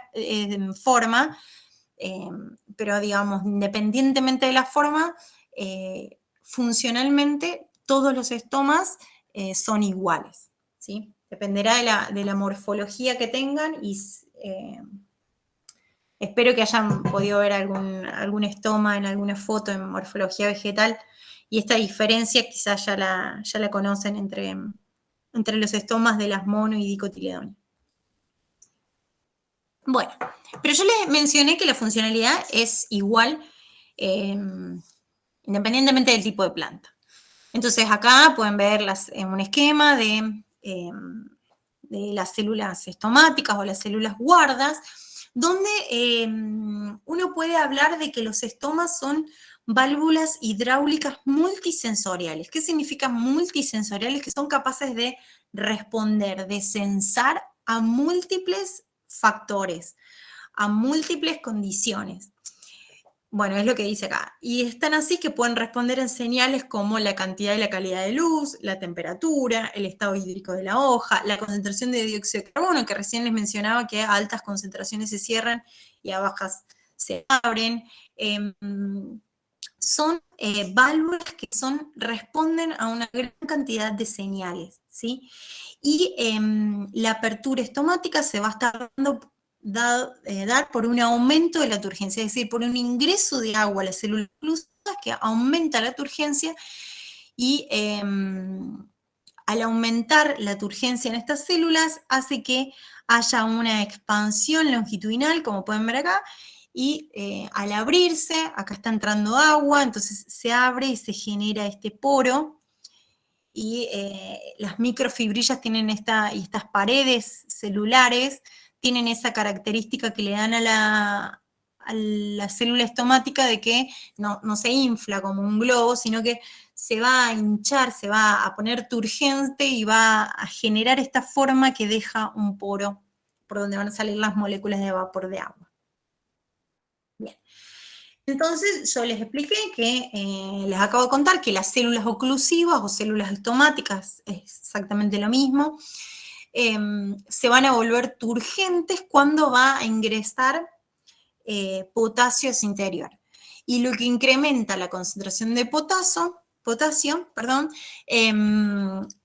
al, digamos, aumentar ese potasio, ese osmorregulador, va a hacer que disminuya el potencial osmótico, por ende disminuye el potencial agua, y va a hacer que el agua ingrese a la célula oclusiva siguiendo un potencial un gradiente de potencial agua. Entonces, al ingresar para igualar las concentraciones de los medios, el estoma está abierto. ¿Sí? ¿Qué pasa o qué hay que tener en cuenta? Que esa cantidad de potasio que va entrando y que va a modificar el potencial osmótico y por ende va a modificar el potencial agua y va a permitir que haya una entrada de agua a la célula, y que esa entrada de agua va a ser por difusión, pero como se atraviesa una membrana se denomina ósmosis. Esta cantidad de potasio de las células oclusivas también a su vez se ha visto que está regulada por diferentes factores, como la luz, el dióxido de carbono, el nivel del agua, ¿sí? Entonces, por esto, digamos, realmente, digamos, es un mecanismo muy eficiente la apertura y cierre de estomas, y son capaces, digamos, de captar un montón de estímulos ambientales. ¿Qué sucede frente a alguna condición ambiental o frente a alguna condición? Si se produce el cierre del estoma, ¿qué va a pasar? Que ese potasio va a salir el agua, va a bajar la turgencia, se relajan las células y el estoma se cierra. ¿Sí? Entonces, uno tiene que pensar y tener bien en claro que el estoma se abre y se cierra por cambios en la entrada y salida de agua, es decir, por cambios en la turgencia o cambios de potencial agua. Quien contribuye a esos cambios de potencial osmótico del agua es el potasio, que a su vez el potasio puede estar influenciado por diferentes factores. Eso lo tenemos que tener en claro, pero es más complejo la apertura y cierre del estoma, porque están implicados varios pasos o una cadena de eventos donde hay muchos actores. Entonces, acá pueden ustedes ver, este es un estoma, a mí me gusta este grafiquito acá del extremo, donde esto es un esquema, pero tengan en cuenta que acá en el medio está el poro. Entonces, todo esto es lo que está ocurriendo acá. Digamos, acá hay una bomba ATP-ASA que está bombeando protones, que esto es un dibujo del libro, pero ustedes tengan en cuenta que las bombas y canales están de este lado, ¿sí? Si uno mira acá, todas las bombas, canales, proteínas no están del lado del poro, sino que están del otro lado de la célula, ¿sí? Porque en el poro acá no hay nada. Pero el dibujo en el libro, como es un esquema, pone a la bomba ATP hasta que bombea protones de este lado. Pero Ustedes imagínense que está del lado contrario. Bueno, entonces, ¿qué es lo que va a ocurrir para que se abra el estoma? En la primera etapa del estoma, esta bomba ATPA, ubicada de este lado, se va a activar, va a haber que activan la bomba ATPA hasta una vez que se activa esa bomba, bombea o saca protones hacia el exterior de la célula.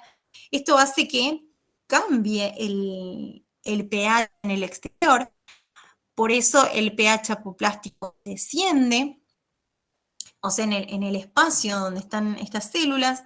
Este cambio de pH y este cambio de fuerza provoca que la membrana sufra una despolarización de la membrana, que es necesario para que se activen los canales de potasio, que están representados acá con un circulito negro.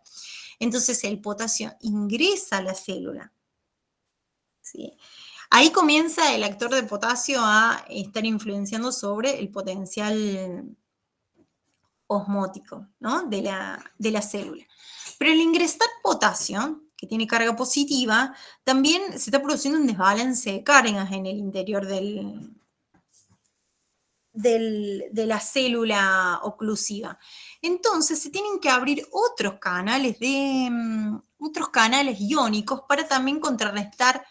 Por un lado contrarrestan las cargas y por el otro lado ayudan aún más a bajar el potencial osmótico de la célula. Entonces, aquí en la segunda etapa, no solamente se activan y sigue entrando el potasio, sino que también para contrarrestar cargas se van a abrir canales de cloro. Entonces va a entrar el potasio y canales de cloro que se abren y entran los cloruros, mientras la bomba ATPasa continúa sacando protones hacia el apoplasto. Y por otro lado, hay otro actor en esto de bajar el potencial osmótico, que tiene que ver con el malato. A su vez, dentro de la célula oclusiva va a haber reservorios de almidón. El almidón, que viene de la fotosíntesis y demás,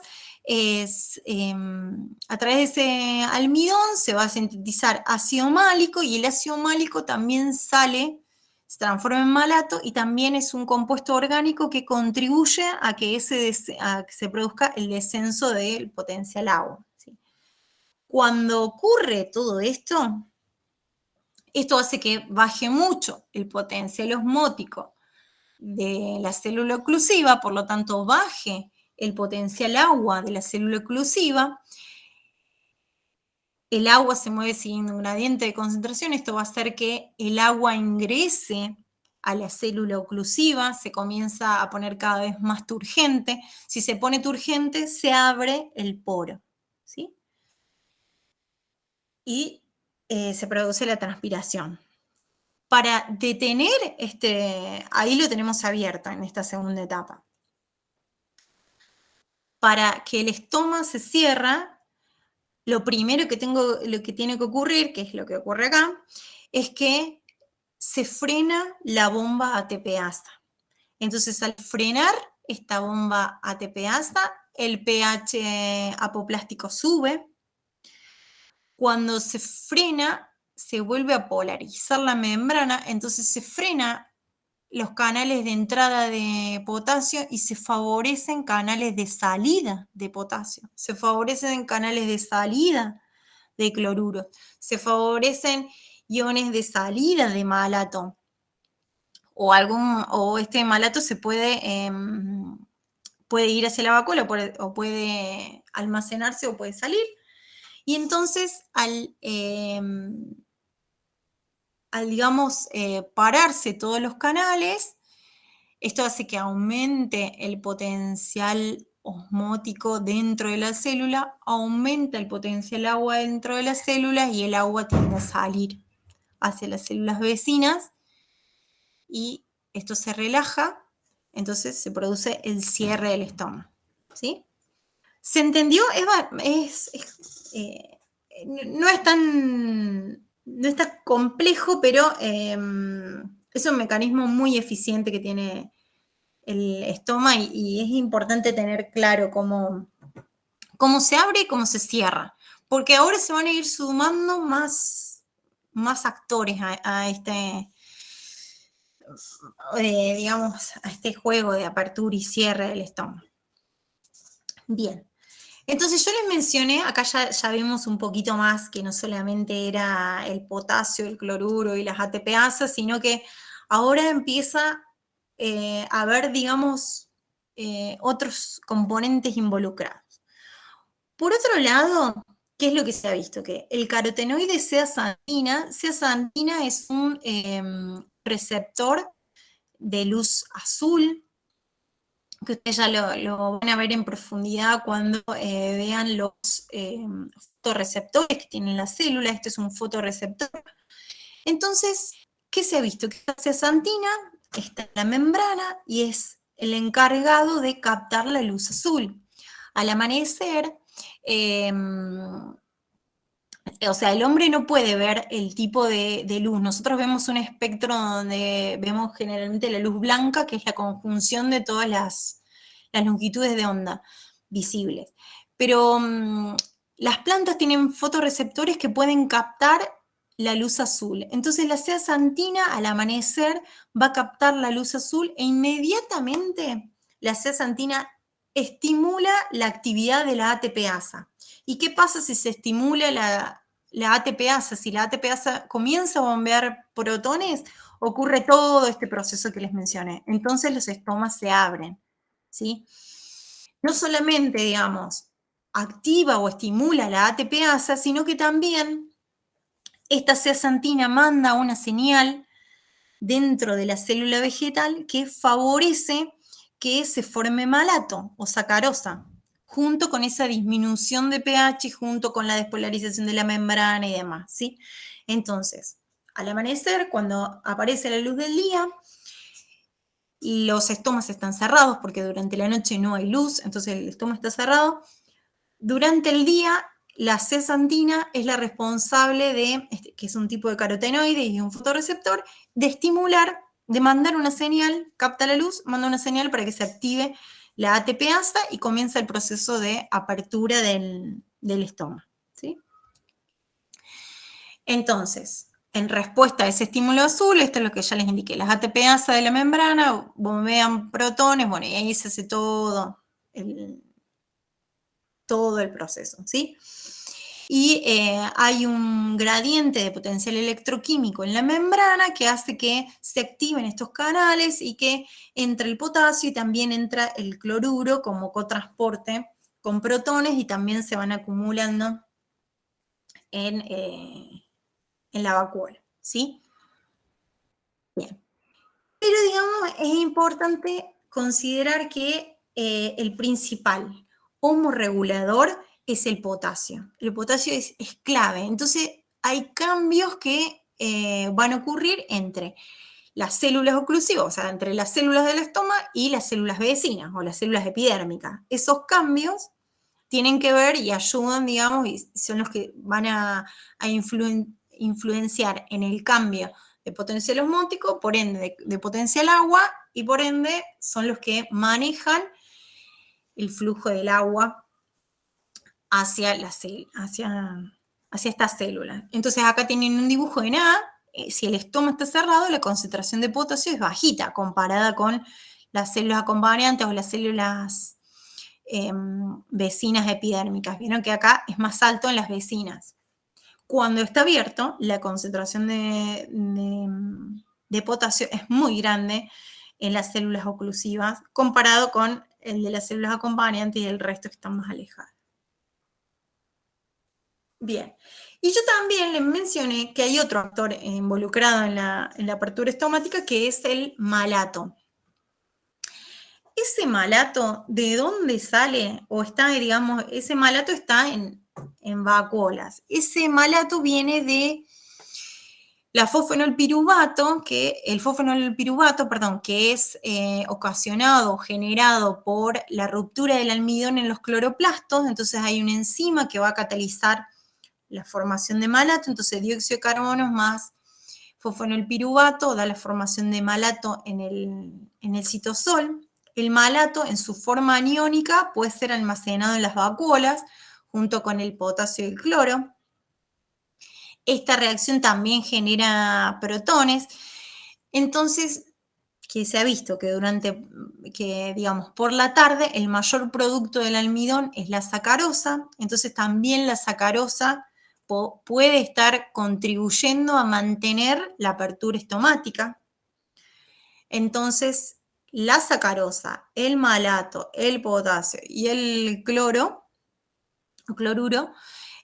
pueden, digamos, contribuir a la disminución del potencial osmótico, por ende, el potencial agua, y eso hace que el agua entre dentro de las células, aumenta la turgencia de las células estomáticas, aumenta su volumen y se provoca la apertura del estómago. Para el cierre del estómago es lo mismo, es detener todos esos mecanismos. Lo más importante es que se detenga la bomba ATPA, se dejen de bombar protones, el potasio y el cloruro difunden fuera de la célula, el malato se degrada, y lo que se ha visto es que a la tardecita, ya digamos está por cerrar el estómago, que ya no hay más tanta luz, se vio que la sacarosa, el osmolito, ya no hay tanto potasio dentro de las células y es la sacarosa la que empieza a mantener esa apertura estomática. Obviamente que si disminuye el potasio, disminuye el malato, disminuye el cloruro y disminuye la sacarosa, la presión o el potencial osmótico disminuye, cae, disminuye la presión osmótica, provoca la salida de agua y el cierre del estómago. Profe, una pregunta. Sí. Dijo que la sacarosa hace que el estómago se mantenga cerrado. No, que se entendí. mantenga abierta.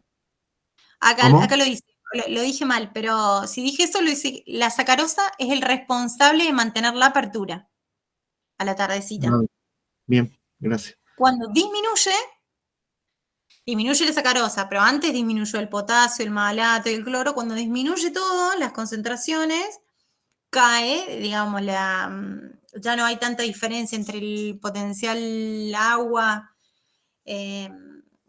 de esas células y el exterior, y por lo tanto, digamos, favorece la salida de agua y se cierra. ¿Sí?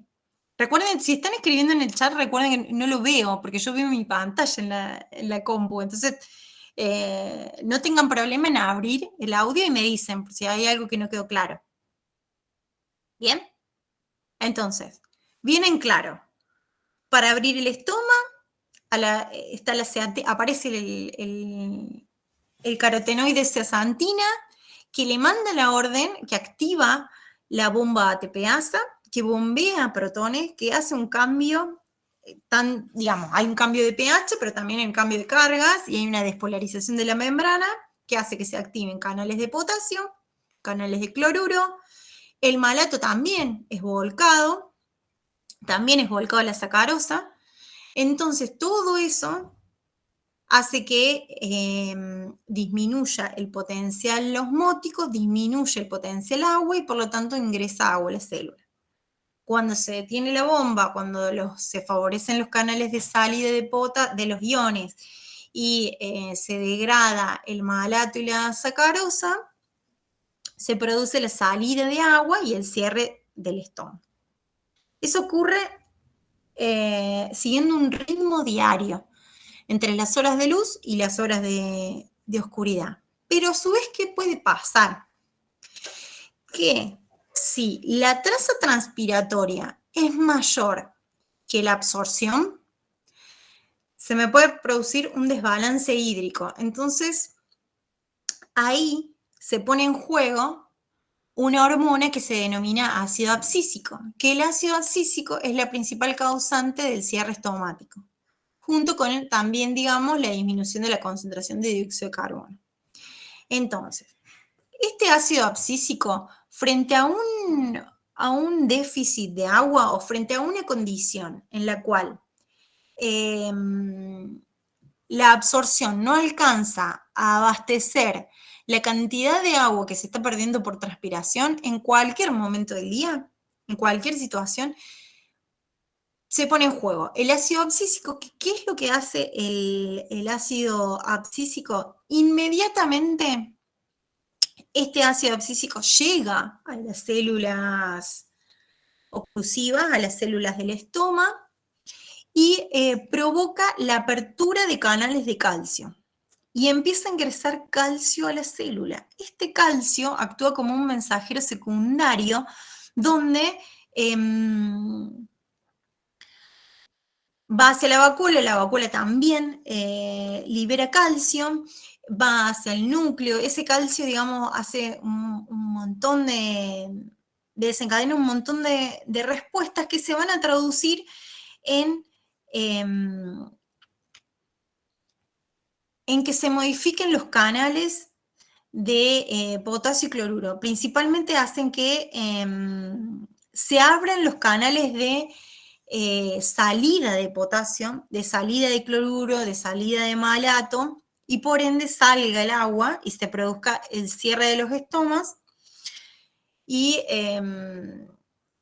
bueno, luego las células oclusivas se relajan, pierden turgencia y el poro se cierra, ¿sí? Entonces, los estomas pueden estar abiertos durante el día, pero si hay ante una situación de déficit hídrico, es donde la absorción está, digamos, en balance con la transpiración, aparece esta hormona, que ya después ustedes cuando vean la hormona van a ver si todo va a depender si estamos ante un déficit con el suelo o una, por ejemplo, una corriente de aire bien seco y de alta temperatura en las hojas, va a hacer que este ABA llegue a las células oclusivas e inmediatamente se abren canales de potasio, entran potasios a la célula, canales de calcio. El calcio funciona como un mensajero secundario que va a hacer un montón va a desencadenar respuestas que se van a traducir en frenar los canales de salida de potasio, de cloruro, de malato y demás, y van a provocar el cierre del estómago. Bien. ¿Qué es lo que se ha visto? Que durante el día, si no actúa esta hormona ABA, en general, los que yo les mencionaba, el principal actor para mantener la apertura del estómago es el potasio, luego la sacarosa, que esta apertura se da alrededor de las 7, 8 de la mañana, tiene un máximo de apertura estomática al mediodía, que es donde hay mayor intensidad lumínica, mayor temperatura, y luego baja y es mínima ya alrededor de las 19, 20 horas, dependerá si estamos en invierno o en verano, como son los días, pero ya cuando no hay luz, la apertura del estómago cae continuamente, ¿sí? Y se vio que primero principalmente se mantiene por el potasio y luego es la sacarosa. Puede pasar que si acá hay un déficit hídrico, aparece la hormona ácido abscísico y esto cae, porque se está cerrando el estómago. Esto sería en un suelo bien hidratado, donde está siguiendo, digamos, el ritmo diario, el cambio diario entre la apertura y cierre del estómago, ¿sí? Pero recuerden que ante un desbalance hídrico aparece la hormona ácido abscísico, que lo que hace es abrir canales de calcio e inmediatamente se frena la bomba ATPasa que bombea protones y se produce el cierre del estómago. Eso también lo van a ver bien en detalle también cuando vean las funciones de la hormona ácido abscísico. Bien. Entonces, yo les dije que los estomas responden a un montón de factores ambientales. Y uno de ellos son la intensidad de la iluminación. No solamente es el tipo de luz, porque yo les expliqué de la zeaxantina que capta la luz azul, sino también que tienen otros no solamente es el tipo, sino también la intensidad de la luz. Entonces, ¿qué es lo que se ha visto? Que a mayor intensidad, es decir, a mayor irradiancia, se abren los estomas, la conductancia estomática aumenta. En la noche, que hay poca irradiancia, o sea, no hay irradiancia, no hay luz, no se estimulan los pigmentos fotorreceptores de la luz, por lo tanto se interrumpe el ingreso de potasio y hace que el estoma se cierra por el mecanismo que ya estuvimos viendo. Pero también les mencioné que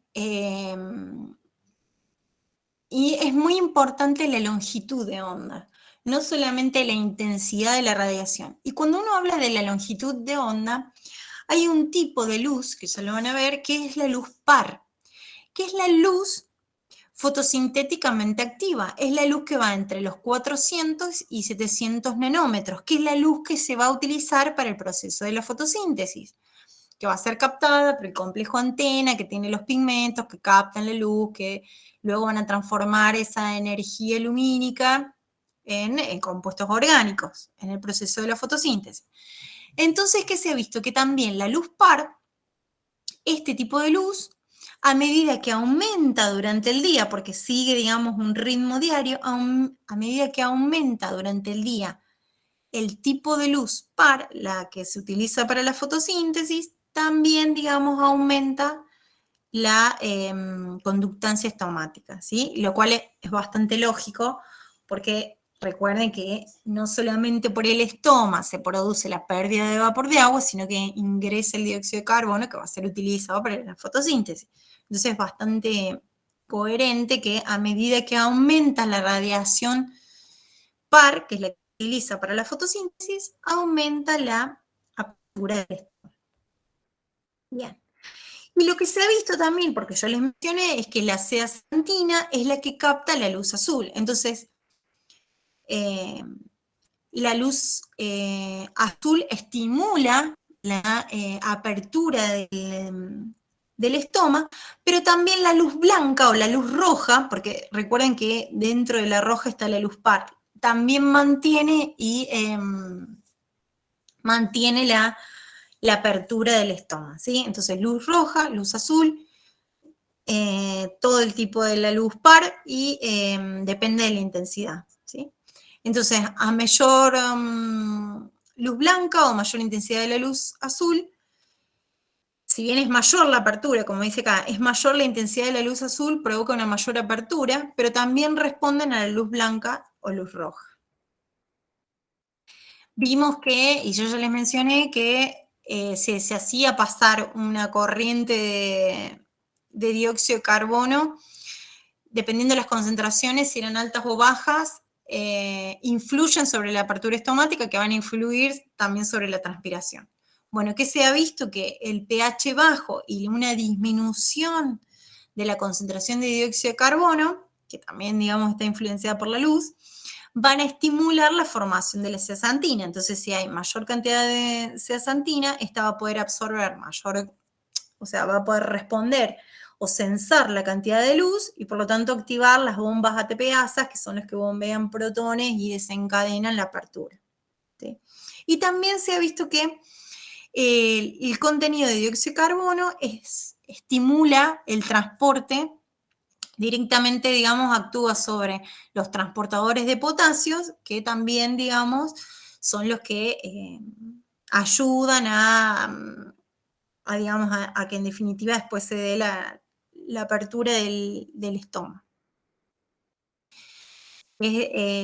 Hablando, digamos, continuando con el efecto del anhidro carbónico en la apertura del estómago, a medida que aumenta el dióxido de carbono o a altas concentraciones de dióxido de carbono, la conductancia disminuye, ¿sí? ¿Por qué? Bueno, porque está relacionado con, a su vez, digamos, quien mantiene bajo los valores de dióxido de carbono para mantener abiertos los estomas, bueno, quien está consumiendo el dióxido de carbono son los procesos de la fotosíntesis que lo van consumiendo, entonces también, digamos, ayudan a mantener la apertura del del estoma. Y esto, digamos, también es un mecanismo, digamos, digamos, como, digamos, es un mecanismo tan fino de que los estomas están sensando la concentración de dióxido de carbono, pero a su vez ese dióxido de carbono está en estrecha relación con el proceso de la fotosíntesis y cómo, digamos, se va utilizando ese dióxido de carbono o anhídrido carbónico. Y en la noche, como la fotosíntesis se interrumpen y continúa la respiración, recuerden que en la respiración se está liberando dióxido de carbono. Entonces, aumenta la cantidad de dióxido de carbono. Esto está influenciando sobre los canales de entrada de potasio, disminuye el flujo de potasio y el estoma se cierra, ¿sí? Esto puede ocurrir por la noche, cuando está interrumpida, o si hay algún otro fenómeno que interrumpe la fotosíntesis durante el día, se puede cerrar el estoma porque, digamos, hay una gran cantidad de dióxido de carbono. Entonces, se está cerrando el estoma. Bueno, yo les mencioné que siempre cuando uno habla de transpiración, tiene que estar relacionado con el contenido de agua en el suelo, con el proceso de absorción. Y está ligado directamente, digamos. A medida que disminuye el agua en el suelo, disminuye la transpiración, por ende disminuye la apertura del estómago, ¿sí? Si no, podríamos llegar a un problema de deshidratación. Y el proceso de cierre es muy rápido, muy eficiente. Tanto el proceso de apertura como de cierre es muy rápido. Miren, el proceso de cierre se ha calculado que de 10 a 15 segundos se pueden cerrar rápidamente para evitar el peligro de desecación. En este caso, cuando, digamos, hay una deficiencia de agua, quien sí va a cerrar y va a ayudar a que se cierre y que no estén frente a un déficit hídrico es el haba. Bueno, y creo que esto ya es lo último. Como les mencioné, este control estomático y esta conservación del agua sigue un ritmo diario, donde ustedes pueden ver acá cómo la apertura del estómago versus las horas del día va variando a medida de las horas del día. Bueno, las plantas CAM son aquellas que tienen un mecanismo que abren los estómagos durante la noche, entonces por eso hay esta línea punteada que durante el día están cerrados. Esto tiene que ver con la estructura de la hoja y cómo realizan la fotosíntesis. Ya lo vamos a ver. Cómo en un suelo seco la apertura llega hasta un punto y luego disminuye para evitar que se deshidrate la planta. En un día nublado, donde la intensidad no es tan grande de la luz solar, ven que es mucho más baja la apertura estomática. Esta es una planta típica en un día normal, y esta, que hace acá una bajadita, que dice algunas plantas, sería en el caso de las cucurbitáceas, donde yo les dije que al mediodía, para evitar una deshidratación, porque tienen una tasa transpiratoria muy alta, directamente cierran los estomas y la abren más adelante, donde la tasa de absorción puede llegar a estar balanceada con la tasa de transpiración. Bueno, creo que sigo y no sé, creo que me faltan poquitas porque ya son la 1. ¿Quieren que sigamos o corto acá? ¿Me dicen? ¿Sigo? Bueno. Ya, acá está bien, profe. Hasta acá está bien, sí, esto lo dejamos para la próxima clase. Sí, porque me faltan como 10. 10, lo dejamos acá. Voy a dejar de presentar, voy a cortar la grabación.